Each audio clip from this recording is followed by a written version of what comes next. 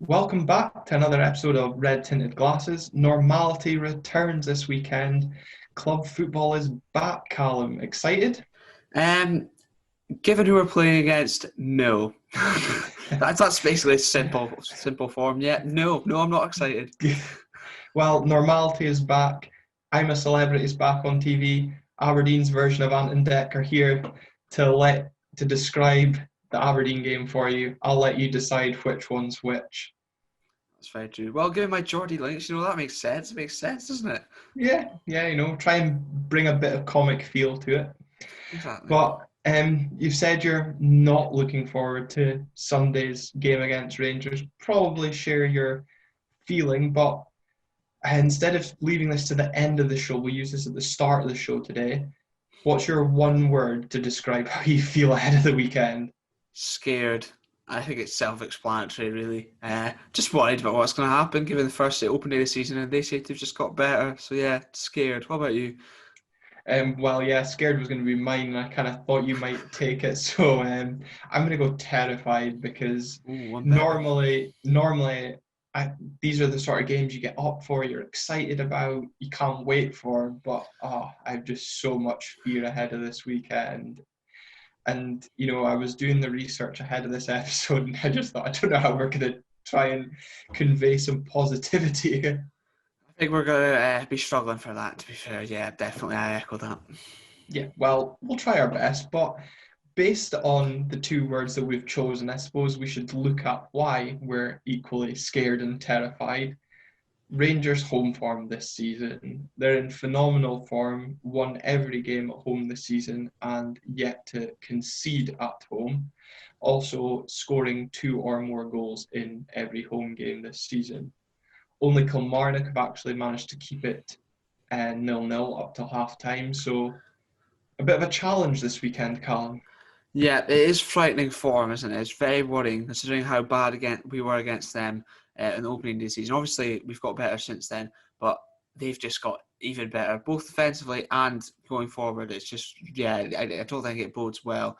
I know we're going to get on to it later on, but especially missing Messrs McCrory, it's just going to be even worse. I'm worried. Very, very worried. Yeah, and Keith, I can hear you shouting at the podcast. What about Aberdeen's away record? We're coming to it. We're coming to it. We are. Don't worry. But it is a concern given how good a form Rangers are in just now, and the home record. Is there positives that we can try and take going into this game? We can look at thinking where we could get maybe a victory from. I mean, yeah, to be fair, our away form has been better, and I think we definitely have come on leaps and bounds since then, since the opening season. The opening season was just genuinely dreadful, but we have looked like a different team since then, obviously a different formation. I think going forward, maybe there's a bit of hope there, but I am worried. With guys like Hedges and Wright, I think they can cause them problems, but yeah, when it comes to them coming back at us, that's where I'm very, very worried about.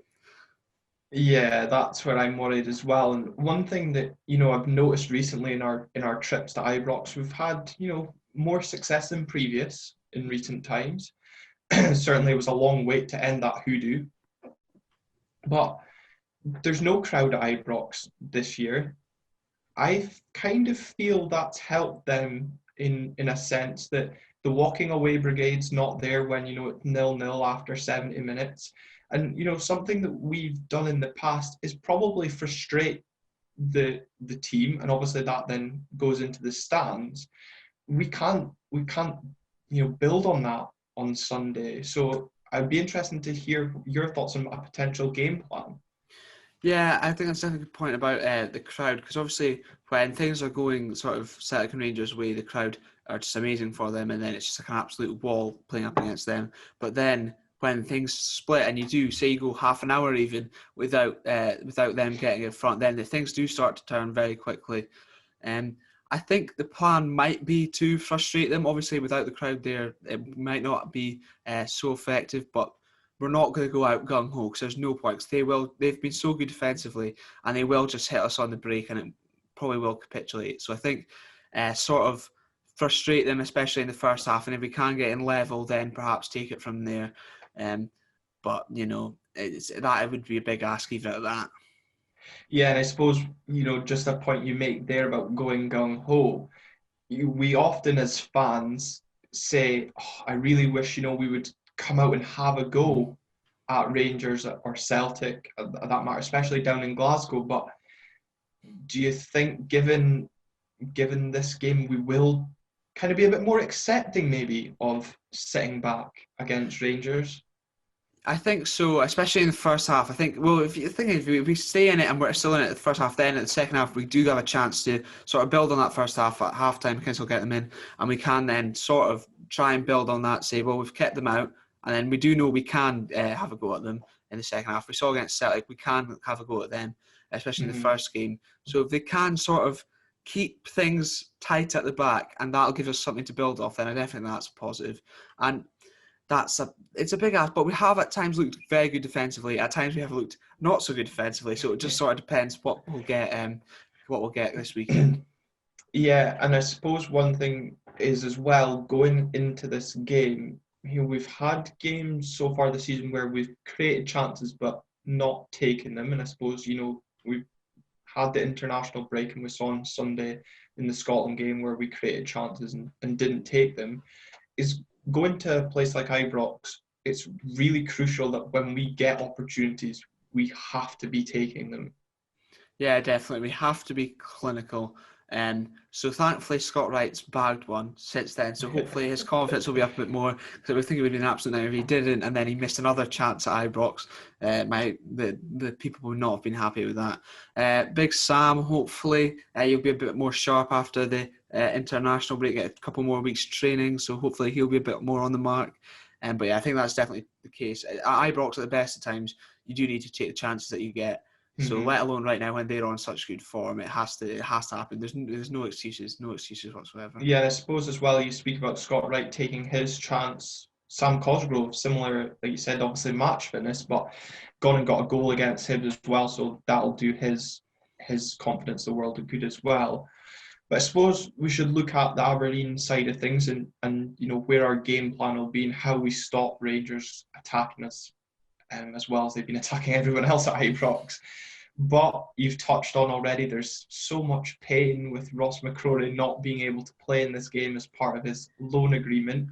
Something you actually mentioned last night to me, which I didn't even consider, was Dylan McGeouch's injury. He's kind of been the natural replacement for our midfield.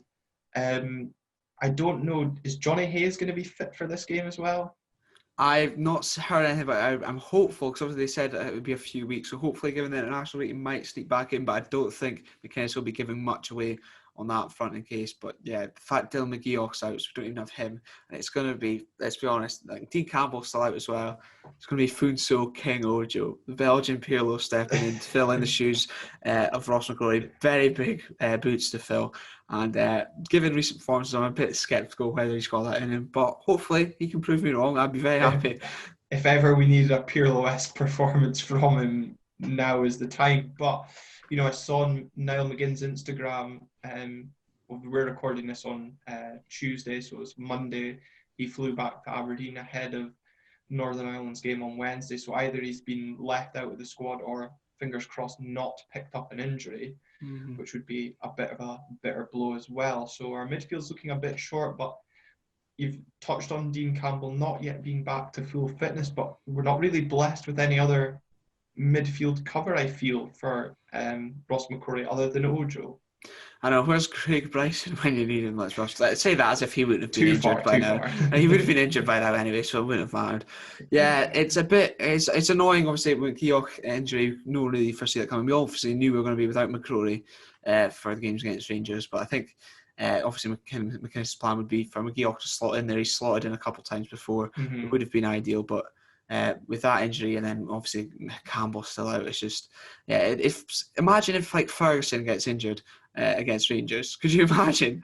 God forbid that happens. As I said, we're recording this on Tuesday. Conor McLennan and Lewis Ferguson still have to play for the Scotland under-21s tonight. So fingers crossed they also do what the national team did and qualify for the Euros. But also fingers crossed they come through injury-free from that game. That would be great. Yeah, definitely. If they got injured, I think there'd just be no point playing. I'd just cry. Could you imagine, like, if Ferguson got injured, we'd literally be left with Ojo, and who would play the middle of the park alongside him? I've got no idea. Well, you never know. Ronald Hernandez might finally get a game if we have to shoehorn people into midfield. I'd still probably end up on the bench just. Yeah, but it'll be an interesting one, and I suppose we've spoke on Hayes. Hopefully, is fit, but if not, it would I assume Matty Kennedy's going to continue in the left wing back role. Greg Lee maybe. I suppose he's on his way back from international duty with Jamaica, but I suppose we should give him praise. It's good to see another Aberdeen player getting called up. Yeah, definitely. And also, saw he started against Saudi Arabia. Didn't go so well. They lost 3-0. Yeah. But some game time, get some minutes in the legs. That's the main thing from a selfish point of view. So hopefully that can help build his match fitness. And maybe he will come back in against Rangers. You never ever know, I suppose. But yeah, definitely good that he's got some minutes in. Also good to have another international. So he'll probably only be better for that experience too. Mm-hmm. And I suppose if we do go Kennedy at left wing back, who would you say fills in the right wing back role? I would like to see Hedges kind of pushed up. Do you think Connor McLennan could fill that role there? Yeah, I'd like to see Conor McLennan in there. I definitely, I think he's looked pretty good defensively as well as on the break. Obviously, we know he's good going forward, but it wouldn't surprise me, knowing Mr. McInnes, if Shea Logan came back in for that. Mm. Since it's against Rangers, it wouldn't surprise me that happened at all. Yeah, and you make a good point about McLennan going forward. Scored a very good goal against Croatia at under 21 level. Very good finish from him there. We're speaking about wing backs just now, but given what we've touched on in relation to maybe being a bit more conservative Mm-hmm. on Sunday, do you think we might see a change in formation, or do you think just we've been playing well in the 3-5-2, just keep at it and hope for the best? I sort of hope we don't make a change, but at the same time, McInnes does like changing things up before a big game, just because. So it wouldn't surprise me if we Mm. went back to sort of 4-2-3-1, especially considering McCrory is out. So I don't know if that maybe you maybe take that into consideration, especially if Hayes isn't back as well. He might go with a flat four, maybe Lee at left back, sort of since he's more of a natural full back rather than a wing back. I'm hoping he doesn't do that, but it wouldn't shock me in the slightest. Hmm. But whoever comes in to play in the wing back role or left and right sided defence, they're going to have a busy Sunday lunchtime, keeping the likes of James Tavernier and Borna Barisic quiet. How crucial is it for us to keep both of them quiet with this, level of supply they've been providing the Rangers strikers this season? Definitely. They going forward, those two are genuinely frightening, Barisic and Tavernier. Um, I don't know how we do it, but if we are to get anything from the game, we have to keep them as quiet as mice, essentially. Mm-hmm. And they've just been bombing forward on the left hand side, and then the support that gives them going forward, as well as obviously still good defensively too. We basically need them to have absolute stinkers, whether that's through us actually limiting them or just getting hatching them on an off day. I'm not too sure, to be fair.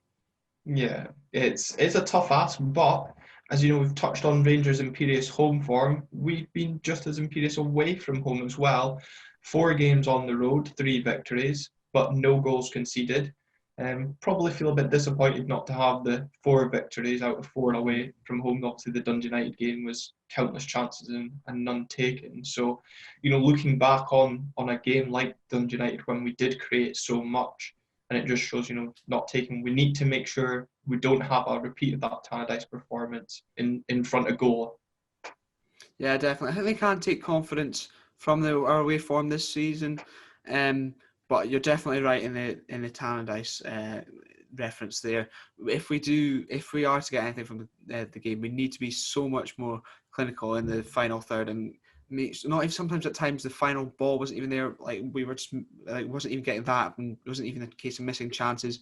We need to be on our game 100%. Mm-hmm. Final ball needs to make sure none of this dilly-dallying nonsense. It needs to be clinical and cutthroat. That's what I'm going to go with, cutthroat. Cutthroat, Yeah, yes. no. So fingers crossed that can happen. Hopefully over the international break, they have plenty of time to prepare. Not too many players away international break. Obviously, Mr. Considine, but hopefully they'll be ready and raring to go. And again, definitely, I think probably with more fitness in Cosgrove's legs will help that. Mm-hmm.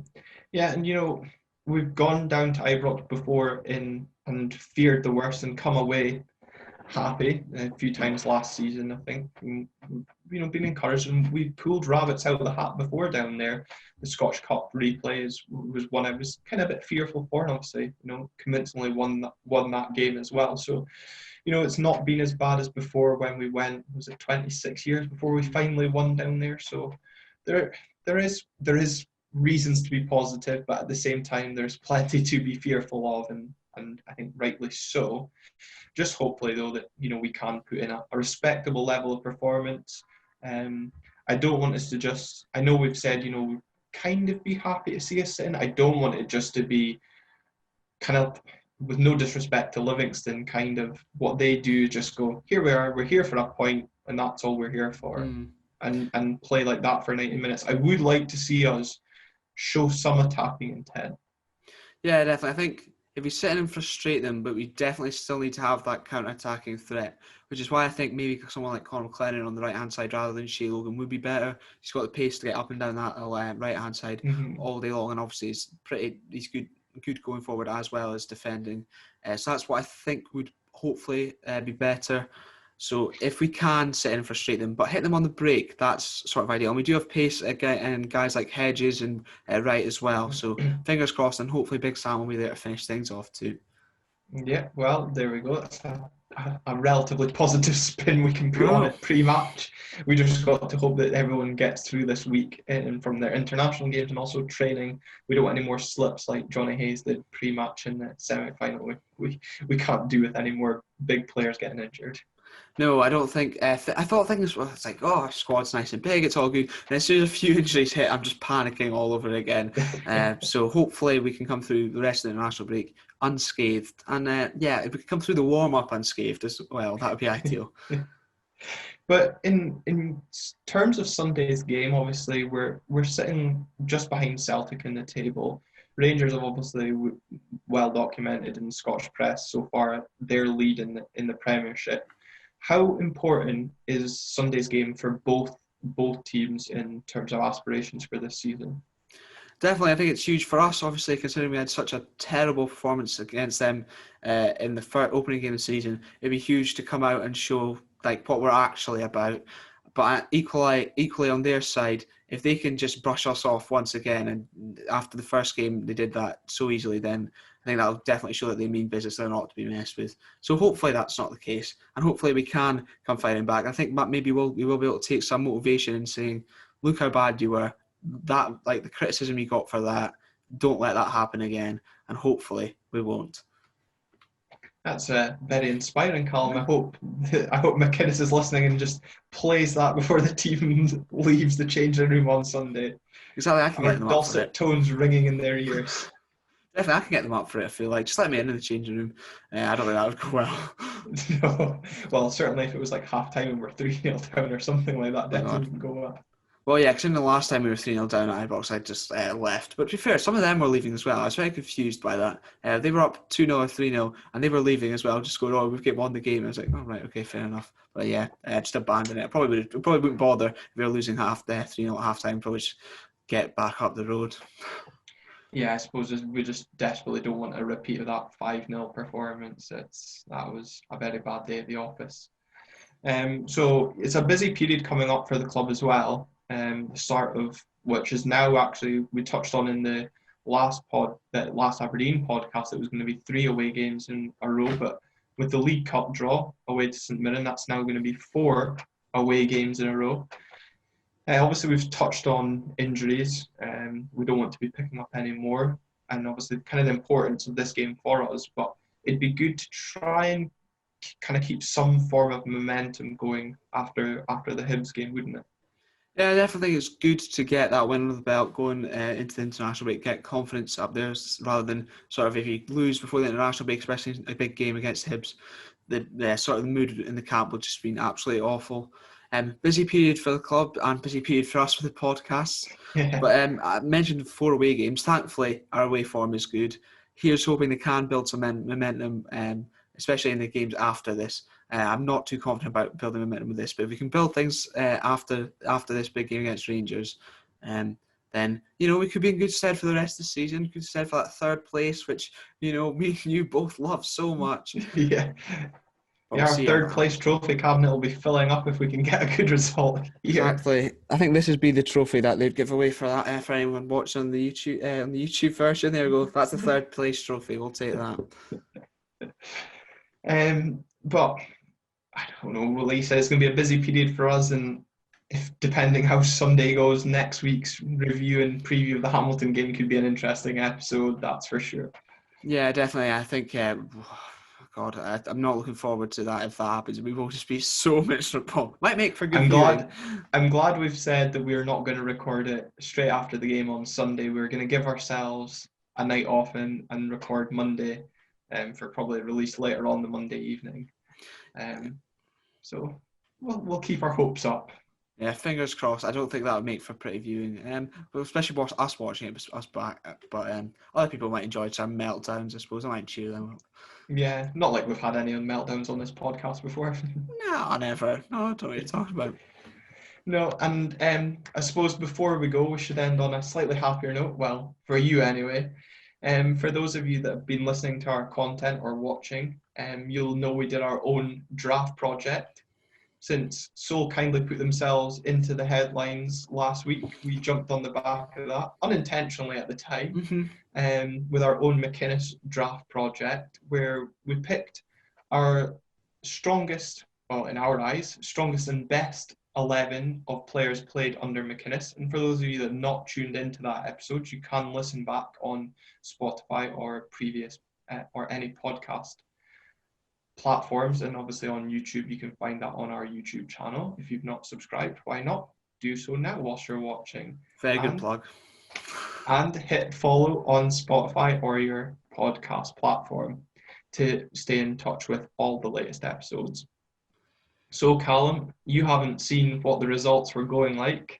Would you like to see? I know we were going to run this to Wednesday, but I mean, I could be like Trump and claim that the election was rigged so far. Stop the count.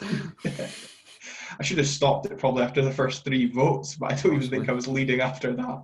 I think, yeah. So at lunchtime on Monday, there is a resounding 70% vote in favour of CALUM'S 11. Thank you very much. Thank you all for voting. I'd like to thank my family, my friends for making this all possible. And we'll take back the third place trophy in the Carabao Cup for my YouTube series. Yes, subscribe to that as well. Here we go. This is the Draft Project trophy as well. Definitely not Ferrell Ferraris. But you do need to let us know. Comment down below, tweet us, whatever. Let us know if you want to see the worst 11 series. That is definitely a possibility. That's a chance for Glenn to claim back the throne, maybe. Yeah, and if we've not depressed you enough with this episode, then it's certainly a chance to depress you with all the horrors that have pulled on the red jersey of Aberdeen in recent times. Yeah, definitely. It'd be funny though. Live back those memories. Why not? If you can't laugh about it, then it wasn't worth it. Yeah, it's true. If you can't laugh, you'll probably cry, and it's probably not far off. No. Well, we'll try and be hopeful ahead of Sunday. You know, we've said we're scared and terrified, but hey, come kick off, you never know.